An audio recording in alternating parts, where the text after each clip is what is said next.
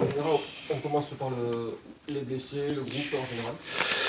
Le groupe, donc Janin, Camara dans les buts. Ensuite, on a Oussou, Ruiz, So, Boto, Gaspard, Obiang, Besnard, Dalmeda, Mouton, Ngom, Sévet, Baswamina, Begraoui, Boli, Chairi, Enjo. Alors en défense, on commence par là. Xavier absent, Ousmane absent, on en parle avec Jean. Il n'y a plus que Ange, Jean et Noé de retour pour son premier match face à Caen. Il s'était fait les croiser face à Caen lors de la dernière journée, c'est un petit signe. Joli pied de nez. Et il revient progressivement. Oui. Vous ne pensiez pas compter sur lui peut-être aussitôt? Oui, c'est vrai. Et puis c'est vrai que quand on est absent durant une bonne partie de la saison, on a tendance à être un petit peu, pas anxieux, mais au contraire, on a envie de revenir vite. Et il a fait des matchs déjà en préparation avec la réserve qui sont très très bien passés. Donc aujourd'hui, on considère qu'il a la capacité de pouvoir nous rendre service. Pas encore peut-être de commencer, mais de pointer le bout de son nez et nous dire je suis là. Alors, pas pour commencer, du coup, il reste clairement Jean et Ange Ouais. pour la charnière centrale. Avec la particularité, c'est pas moi qui le dis, c'est Nicolas qui a parlé de ça à la fin du match la semaine dernière. Particularité d'avoir deux gauchers dans l'axe. Une particularité, comme je disais à Jean, dont on ne parle jamais quand c'est deux droitiers. Mais est-ce que ça change quelque chose J'aurais tendance à vous dire que oui, mais en même temps, ça change. On a deux joueurs qui sont capables de très très bien relancer de derrière. Ça ne veut pas dire que les autres n'étaient pas capables, mais les gauchers, j'en suis un, donc je vais prêcher pour ma paroisse, ont plus de facilité technique, peut-être. Non, c'est pas vrai. Mais non, mais là, en tout cas, concernant les deux, on a une certaine sécurité dans la remontée de balle, et puis en plus, ce sont deux très très bons défenseurs. Donc non, il n'y a pas de droitier, ça se fait régulièrement, de gaucher, parce que c'est plus rarement. Et là, en l'occurrence, jusqu'à présent, en tout cas, ils n'ont pas encore été alignés tous les deux, mais ça risque de bien fonctionner, j'espère en tout cas. Alors, Xavier Bossy, qu'est-ce qui lui arrive Il a un problème à l'ischio jambier, donc il ne s'est pas entraîné la semaine, donc forcément, il n'est pas présent. Du match contre Grenoble. Ouais. On est d'accord que Moussa Sylla ne peut pas jouer comme il y a l'accord avec quand on est livré, c'est ça? Oui, nous sommes un club de parole, donc dès l'instant où il y a une entente concernant Moussa, eh bien on va rester fidèle à notre parole et Moussa ne va pas participer au match. Oui. On sait que, alors je pense que c'est une question à laquelle aurait peut-être pu répondre plus Louis, mais on sait que la clause, que l'option pour Moussa va être levée. Est-ce que Ah bon vous aviez essayé peut-être de la lever avant ce match? Ça aurait pu changer quelque chose, qu'il puisse participer?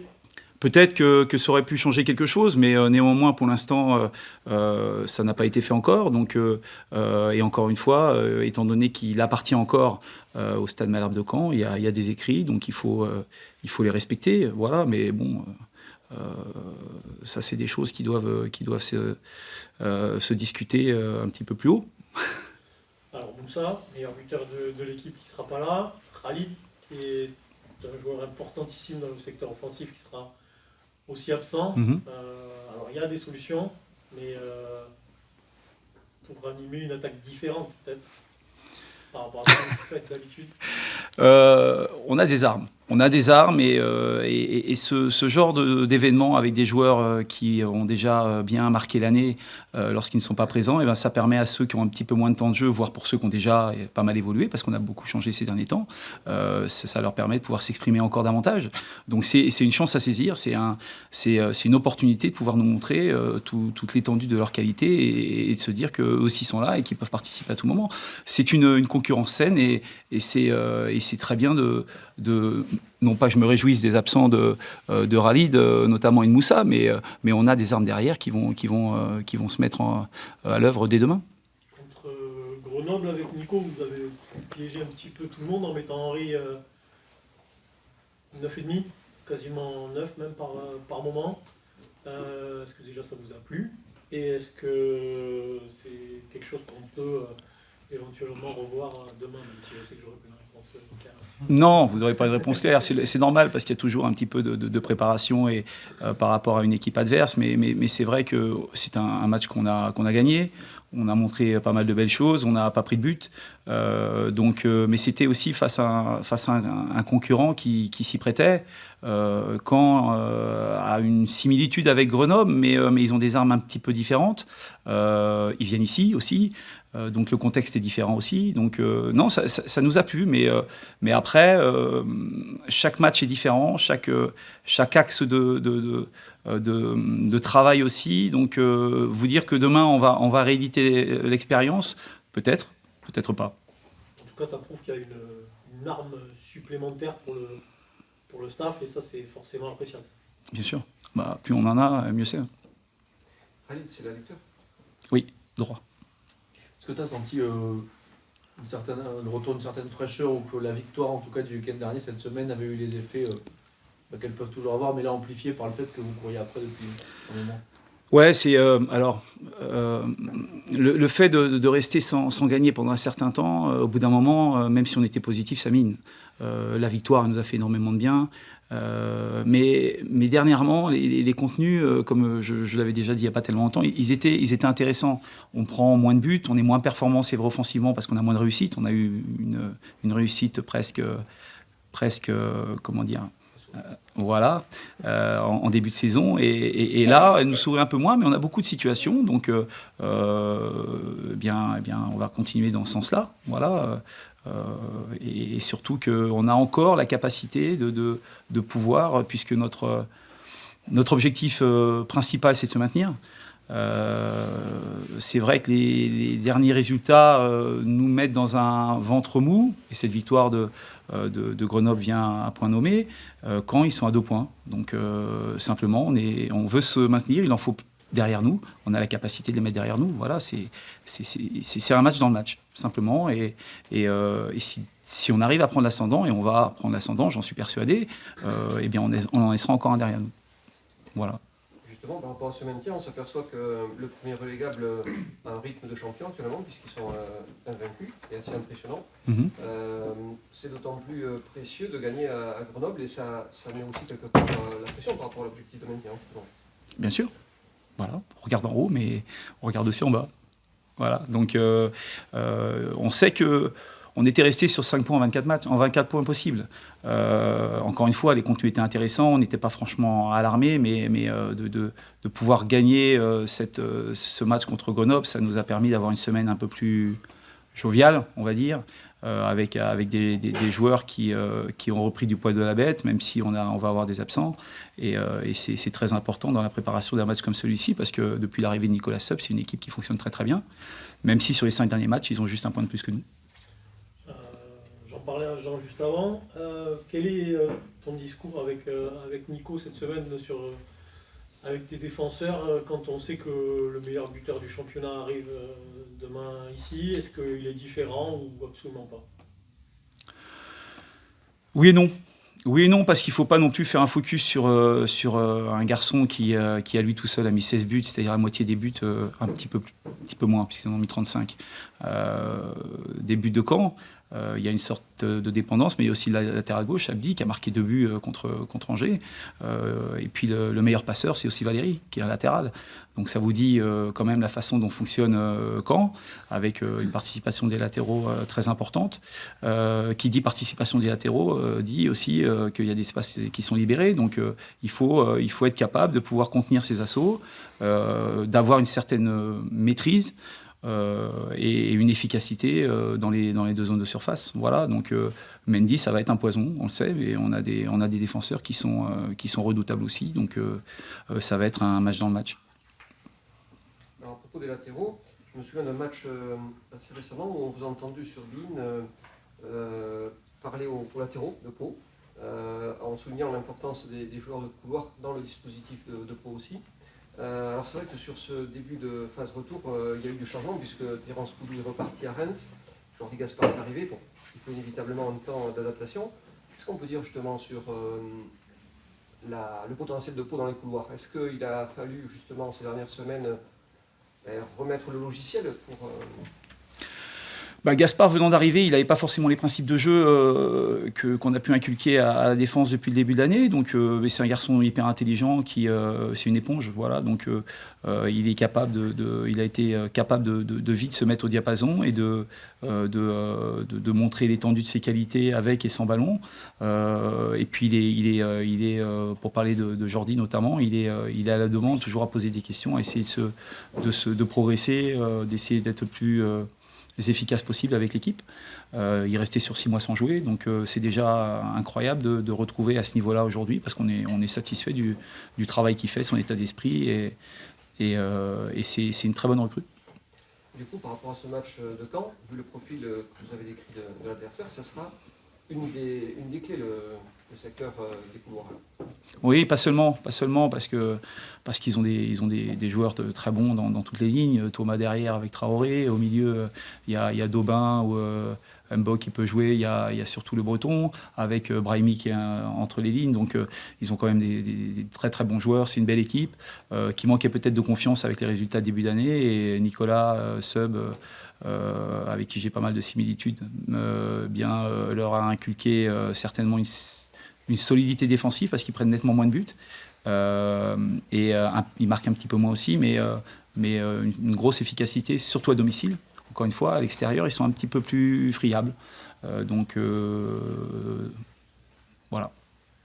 Je vais faire un petit portrait sur Ange. Est-ce que tu peux me donner ton regard sur son évolution, par rapport à son âge Alors Ange, lorsque je suis arrivé, je trouvais que c'était certainement le défenseur qui aimait le plus défendre. Quand on est défenseur, déjà quand on fait ce métier-là et qu'on est défenseur, on l'a choisi. On ne nous met pas là pour dire tu vas jouer. Pour pouvoir réussir, il faut aimer défendre. Et c'est celui qui aimait le plus défendre. Et puis quand je suis arrivé, j'ai découvert une autre personne, peut-être quelqu'un qui avait peut-être des soucis extérieurs, je ne sais pas, manque de confiance, manque de temps de jeu. Il a pris un rouge aussi à QRM, ce qui l'a un petit peu ralenti dans sa progression. Mais aujourd'hui, il a retrouvé ça. Je trouve un Ange vraiment très conquérant, très attentif, une grande application dans tout ce qu'il fait. Et il passe un palier. Aujourd'hui, j'ai trouvé qu'il avait passé un palier, en tout cas. Et le fait de lui apporter encore un petit peu plus de temps de jeu, eh bien forcément, il va s'aguerrir. Il va prendre encore plus de confiance. Pas trop quand même. Et puis être à la hauteur à laquelle on attend. Voilà. C'est bon. Juste donc, pour finir, un point sur l'infirmerie avec Iliad Mohamed. Où est-ce qu'il en est par rapport à sa reprise ? Il a eu la semaine, non, il y a 15 jours, il avait déjà le feu vert pour pouvoir reprendre sans pour autant être en contact avec les autres. Et puis là, il est question qu'il puisse revoir le chirurgien pour lui donner le feu vert pour reprendre les duels et donc être certainement en position de pouvoir reprendre la compétition. Voilà. Donc on va dire ça va se faire sur le courant mars. En théorie, oui. Tino Costa, il est un petit peu ennuyé ou pas là ? Comment ? Tino Costa, il est...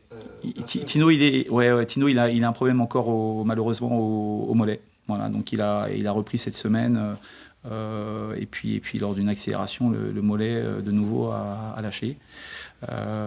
Donc il est en phase de reprise là actuellement, mais c'est vrai que c'est un petit peu embêtant. Ousmane Kanté, il en est où là ? Ousmane, il devrait reprendre mardi là. Ok. Et je n'ai pas suivi si Yohann Osgang était en groupe ou pas. Oui. Oui. Okay. Donc il fait son retour en groupe. Hein. Oui, c'est ça, pardon. Bonjour Jean. Elle fait du bien cette victoire à Grenoble. J'imagine que l'objectif c'est de ne pas rechuter. Ouais, c'est clair. On attendait depuis un certain temps maintenant. C'est le moment où bien à toutes les têtes et tous les vestiaires. Donc ouais, comme tu as dit, maintenant il ne faut pas rechuter, il ne faut pas retourner dans les travers où on était il y a quelques temps. Est-ce que tu as l'impression qu'elle a libéré quelque chose, finalement, une forme d'un poids qui s'est soulevé là pour tout le groupe ? Ouais, je pense. Après, sur la fin de match, on aurait pu amener un petit peu plus de sérénité. Mais je pense que comme les résultats n'étaient pas top, ça amène aussi un peu de fébrilité. C'est normal. Se faire reprendre comme à Paris dans les derniers instants, on garde certaines séquelles, pardon. Mais après, voilà, c'est comme ça. Est-ce que tu as senti dans la semaine un sentiment de vouloir se racheter par rapport à la dernière sortie à domicile qui était inquiétante? Ouais, elle était pas top, c'est sûr. Mais après, je pense que on avait produit un meilleur football contre Auxerre. C'est sûr que ça fait quelques temps maintenant qu'on gagne plus à domicile, depuis la victoire début décembre contre Valenciennes. Ouais, exactement. On veut toujours se racheter, surtout à domicile, on n'aime pas du tout perdre. Les gens payent, ils viennent pour voir l'équipe se donner à fond et prendre des points. Donc maintenant, à nous de jouer demain. À titre perso, donc, tu t'es fracturé la main contre Oui. QRM. QRM. Mhm. Tu en es où? C'est une fracture à un doigt ou Ouais, c'est métacarpien, quatrième métacarpien. Ou mécarpien, je sais pas comment on dit exactement. Ouais, c'est une fracture. J'ai pris un bon pain dès la première minute. Ah oui. C'était un petit peu compliqué, mais là, je dois garder une attelle pendant 6 semaines. Et ça va beaucoup mieux. D'accord. Alors du coup, la défense a pas mal bougé hein, le week-end dernier. Mhm. C'était d'autant plus satisfaisant du coup de ramener un clean sheet. Ouais, c'est toujours bien de ramener un clean sheet. Après, je pense que Bing nous a sauvés sur 2-3 très très grosses parades. Après, je suis pas sûr que les autres matchs où on n'avait pas fait de clean sheet, c'était que la défense qui était le problème sur les buts. Voilà, ça fait du bien à tout le monde, surtout à nous les défenseurs et aux gardiens. Et puis j'espère que ça va continuer. Il y a des absences ce week-end dans le secteur. A priori, vous avez des blessés. Ousmane aussi. Antoine est parti, on le sait. Du coup, il reste Jean. Il reste Noé, Noé qui revient. Et Ange, exactement. deux gauchers. Et un droitier. Comment tu as vécu cette association justement entre deux gauchers? Je sais que Nicolas Usaï l'autre jour parlait d'une particularité. Alors, on ne parle pas de particularité quand il y a des défenses centrales à deux droitiers. Ouais, c'est clair. Comment tu l'as vécu? Bah, normal, comme si j'étais avec Kouas ou avec Ousmane ou avec Antoine, Noé, peu importe. Moi, ça me dérange pas.